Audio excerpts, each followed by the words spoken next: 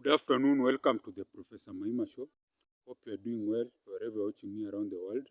Please subscribe, share and like this video.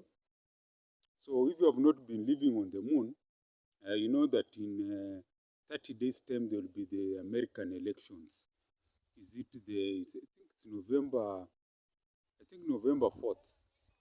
American election for president, they vote for the president, they vote for Congress, that is the Senate, they vote for House of Congress, and then they vote for the president. So it's the president, and then Senate, and then Congress.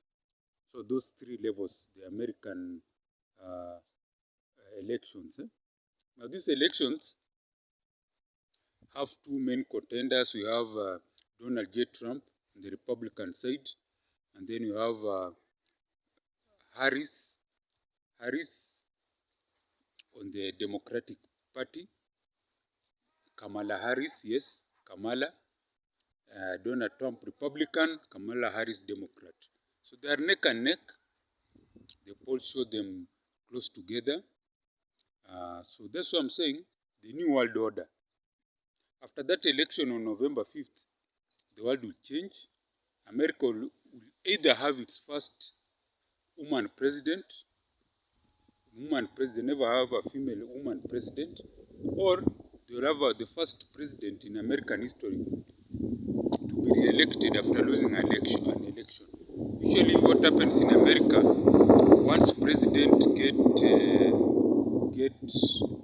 lose an election, or they serve 2 terms, they go away. But Trump has stayed in the arena for now. I remember when he came down his golden escalator in the year 2015. It has been 9 years. I've been following him. For the young Gen Zs, in the early 2000s, Trump used to have a program called The Apprentice, which made him become popular around the world. But before that, he was a well-known author. He has written books like Art of the Deal, How to Be Rich, and many of them. And also he used to own very many skyscrapers in New York, Manhattan. He's a builder, something like that. So this is the Donald J. Trump that people know. Not this one where people say is anti-democracy. Me, I've always known Donald Trump to be an author and also a TV personality. In the 90s, he acted in this famous movie, Home Alone. That was a big movie in the 90s. Donald Trump made a cameo appearance. Cameo means just an appearance. Now, that's what I'm talking about, the New World Order. So now, if Trump wins, which I know he will win, yes, we are working with the assumption that Donald Trump will win the election and become the 47th President of the United States of America. So you have Donald J. Trump, you have his running mate JD Vance, and then you have Elon Musk. So these three gentlemen have come together. So let me tell you how they have come together. Donald J. Trump has a running mate known as JD Vance. He's a well-known author. He wrote a book that was made into a movie. He's from Ohio. He's also a former Marine. But most importantly, this guy is a tech. He's these people of technology. They call them the tech guys. He started his own tech company, startup. It grew into a big company and earned him millions of dollars. If he was in Kenya, he'd be a billionaire. Here, Kenyans, we don't have self-made billionaires. We just have billionaire thieves who who are worth billions, but they're just common thieves. It's just that they are in power, they can steal a lot of money. Yeah, so it's a very pathetic state of affairs. Where you have billionaires in the country who cannot even run anything, even a kiosk, even a grocery shop, anything, but they're just good at stealing money, amassing wealth in terms of land. They just take raw money, they just steal raw theft. You just steal. You and that common pickpocket, there's no difference. You even pickpocket, that common robber who comes to your house at night to steal, there's no difference between our leaders and those robbers, armed robbers. These armed robbers, they steal small things, television, chicken, carpet. But those big robbers at the top, they steal billions of shillings. And then they come crowing to us, hitting their chest that someone started with a chicken. Now he's a billionaire. How do you grow from being a chicken owner to a billionaire, or a hawker to a billionaire? But that's a story for another day.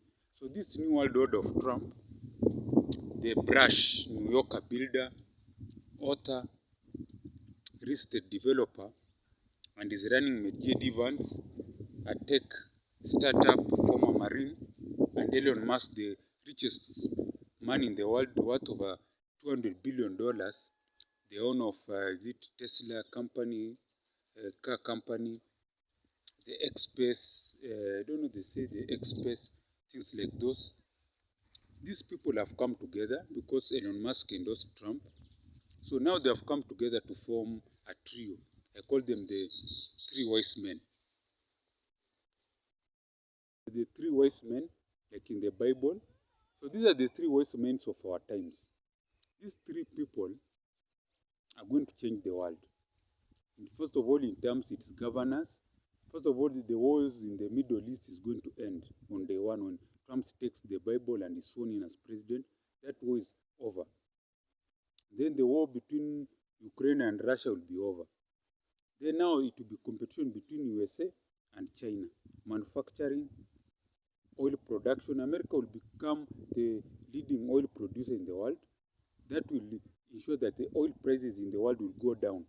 You see, America now will produce, because Trump has talked about drill, baby, drill. That's a slogan for increased fuel drilling, fuel production, or oil production. Drill, baby, drill is just a slogan in America, which means they drill more oil that is used in the market. So that's what I'm talking about. The fuel consumption will go up, the fuel production will go up, and then the cost will come down worldwide together with OPEC. So prices will go down and cost of living will come down because transport cost goes down, production cost in companies come down. So life will become how more manageable for the most of the world. Wheat. Africa depends on wheat from Ukraine. The wheat will be coming in mass now in Africa. Prices will go down. Bread will go down. You name it. Then we have, what else? Communication. You have this guy, Elon Musk owns the Starlink. Internet cost will go down because of the competition in the internet sector, and so on and so on. And then something else, they are America first, meaning they won't be giving handouts to African countries. You know, here in Africa, our leaders go to beg. Then when they get the funds, they eat everything. So there will be no funds from America. Even those cheap loans will cease. So what does it happen? We'll have to look to China. Now, me, I love China because they build for us infrastructure.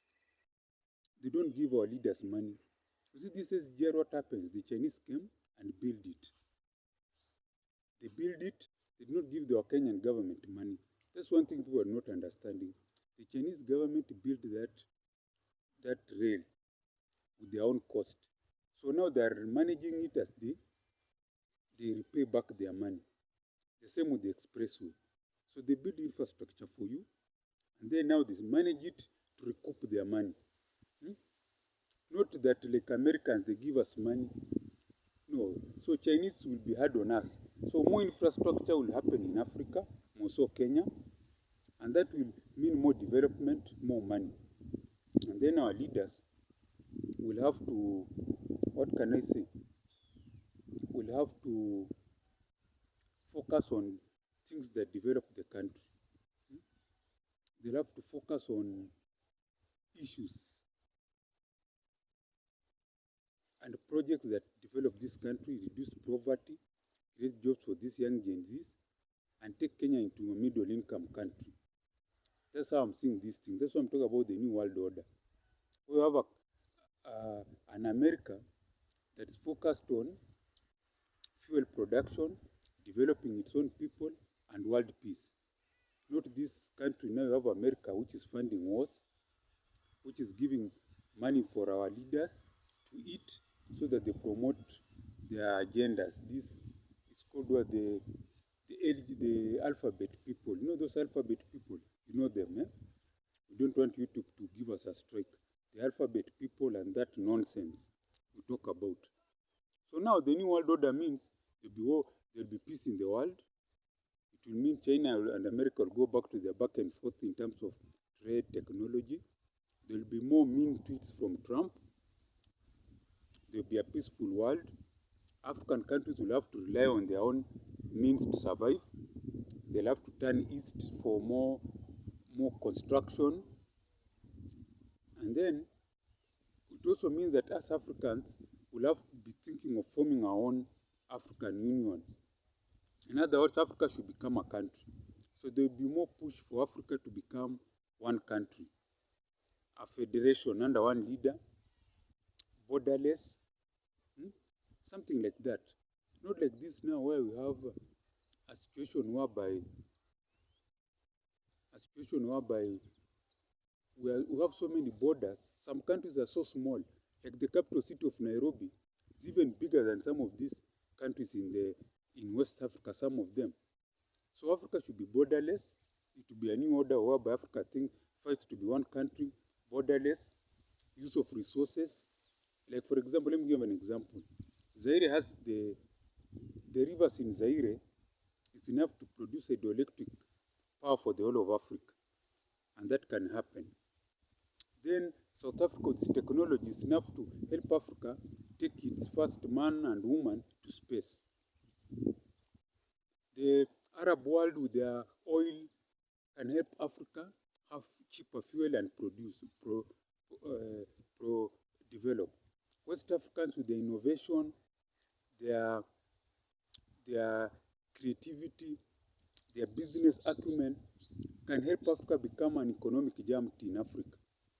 East Africa with our technical capacity in IT, in construction, we can help build many roads here in Africa. So this will be one Africa under a new world order, where with the time also Africa will become an economic giant and start competing, not to be pushed around, creating our own army, ensuring that our borders, no one comes to joke around here in Africa. That's what I'm talking about, the new world order under Donald J. Trump, JD Vance, and Elon Musk, the richest man in the world. That's what we are talking about, the new world order that's going to change from November. So now, you ask yourself, why is it that African leaders don't see this? That what's coming very soon? It's because they're myopic. The way I told you, African leaders is about amassing wealth. We have nothing against being rich. Be rich, but through the right way. Have you produced something that can be sold? Have you produced a service that can help solve people's problems? Have you built something that can earn you money? Remember it's called my equation, my formula. C square plus P plus B equals to prosperity. C square is content creation plus P production, let's say farming, making things, producing a product, plus B building your own house, building houses for commercial purposes. You understand? Such things is what I'm talking about. So that's why I'm saying the new world order, and I hope our leaders see that instead of just being myopic, the world is going to change, and let them focus on developing Africa as an economic giant. So this is the Professor Maima Show. Hope I want to pray for you who's watching me that you have a long life, become rich and prosperous, not only you, your children, grandchildren, and all your generations. I also pray that all your dreams become reality. And also pray for myself that all my dreams in building the biggest technological university in Africa becomes a reality, to produce a product that can be used in Africa and worldwide, and to earn big money for myself, the country, and also Africa. That's what I'm talking about.